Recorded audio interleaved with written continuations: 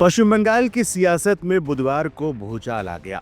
कोलकाता में एक तरफ प्रवर्तन निदेशालय यानी ईडी की टीम छापेमारी कर रही थी तो दूसरी तरफ मुख्यमंत्री ममता बनर्जी का गुस्सा सातवें आसमान पर था। मामला जुड़ा है मशहूर पॉलिटिकल कंसल्टेंसी फर्म आईपैक से, जिसके ठिकानों पर ईडी ने दस्तक दी। इस कार्रवाई को ममता बनर्जी ने सीधा अपनी पार्टी की जासूसी और डेटा चोरी से जोड़ दिया।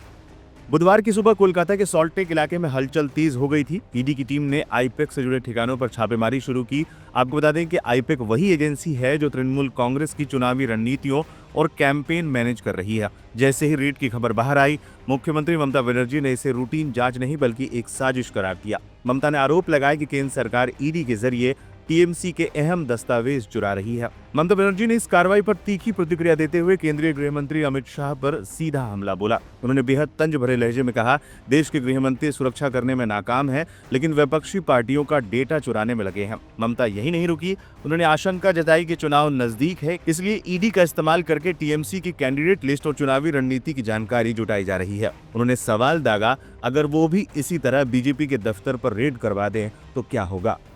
To collect all of our party hard disk, the candidate list, the party strategy, the party plan. Is it the duty of the ED and Amit Shah, the nasty home minister, the naughty home minister, who cannot protect the country, and is taking away all my party documents? If I raid the BJP party office, what will be? What will be the result? They didn't have any guards. One side the SIR case, they are deleting all the names of the Bengal people, more than 2 crore people.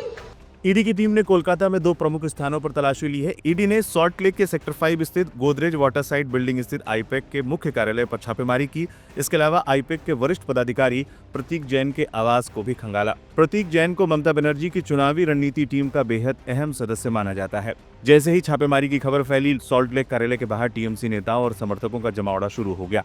तनावपूर्ण स्थिति को देखते हुए Bidhannagar police के commissioner भी मौके पर पहुंचे। मुख्यमंत्री ममता बनर्जी खुद भी स्थिति का जायजा लेने के लिए पहले एक स्थान पर गई और बाद में सेक्टर 5 स्थित कार्यालय की ओर रुख किया। इस दौरान हरे रंग की फाइल लेकर ममता जाती हुई भी नजर आई। दावा किया गया कि ममता अपने साथ कई फाइल लेकर गई हैं। हालांकि आधिकारिक तौर पर ऐसा कोई बयान सामने नहीं आया है। आईपैक वही फर्म है जिसे टीएमसी ने अपने चुनावी अभियानों और रणनीतियों के प्रबंधन के लिए अनुबंधित किया है। प्रतीक जैन जैसे अधिकारियों की सक्रिय भूमिका पार्टी के टिकट वितरण और प्रचार अभियानों में काफी महत्वपूर्ण मानी जाती है। टीएमसी का मानना है कि चुनाव से ठीक पहले इस तरह की कार्रवाई पार्टी के मनोबल को तोड़ने और उसकी रणनीतियों को उजागर करने के लिए की गई है।